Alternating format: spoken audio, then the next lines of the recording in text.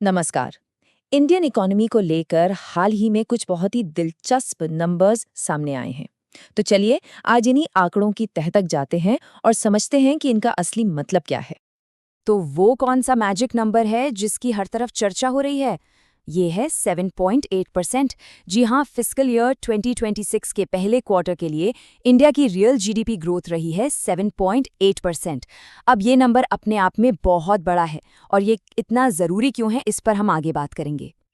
तो ये 7.8% की ग्रोथ रेट सिर्फ एक नंबर नहीं है, ये एक बहुत बड़ा मील का पत्थर है। असल में ये पिछले 7 क्वार्टर्स में सबसे तेज ग्रोथ है। तो सवाल ये है कि इस जबरदस्त परफॉर्मेंस के पीछे है क्या? इस शानदार ग्रोथ के पीछे दो मेन इंजन काम कर रहे हैं। एक तो मजबूत घरेलू मांग और दूसरा बढ़ता हुआ इन्वेस्टमेंट। मतलब जब देश के लोग ज्यादा खरीदारी कर रहे हैं और बिजनेस भी भविष्य के लिए पैसा लगा रहे हैं, तो ये इकोनॉमी के लिए एक डबल बूस्ट की तरह काम करता है। तो ये 7.5% का आंकड़ा एक्सपर्ट्स की उम्मीदों पर कितना खरा उतरता है और दुनिया की दूसरी बड़ी इकोनॉमीज के मुकाबले कैसा है? चलिए देखते हैं। ये ग्रोथ इतनी शानदार है कि आईएमएफ और आरबीआई जैसी दुनिया की बड़ी बड़ी संस्थाओं का भी ध्यान इस पर गया है। और मजे की बात यह है कि दोनों ने ही इंडिया के लिए अपने ग्रोथ फोरकास्ट को बढ़ाया है। आईएमएफ का कहना है कि ग्रोथ 6.6% रहेगी, जबकि आरबीआई तो और भी पॉजिटिव है, उनका अनुमान 6.8% का है। और जब हम इसे ग्लोबल स्टेज पर देखते हैं तो ये ग्रोथ इंडिया को दुनिया की बड़ी अर्थव्यवस्थाओं में सबसे आगे खड़ा कर देती है। खासकर जब आप इसकी तुलना चीन के 4.8% के अनुमान से करते हैं तो साफ हो जाता है कि इंडिया अपने सबसे बड़े कॉम्पिटिटर को काफी पीछे छोड़ रहा है। अब ये नंबर्स देखने में तो बहुत अच्छे लगते हैं, लेकिन सबसे बड़ा सवाल ये है कि क्या ये ग्रोथ टिकेगी? क्या ये मोमेंटम बना रहेगा? चलिए जरा इसकी नींव को परखते हैं। किसी भी इकोनॉमी की मजबूती उसके फंडामेंटल्स पर टिकी होती है और इंडिया के केस में दो सबसे ज़रूरी इंडिकेटर्स हैं, महंगाई और इंडस्ट्रियल प्रोडक्शन, और ये दोनों ही एक बहुत अच्छी कहानी बता रहे हैं। सबसे पहले बात करते हैं महंगाई की, जिसे हम इन्फ्लेशन भी कहते हैं। सीधे शब्दों में कहें तो ये वो रेट है जिस पर हमारी रोजमर्रा की चीजों के दाम बढ़ते हैं।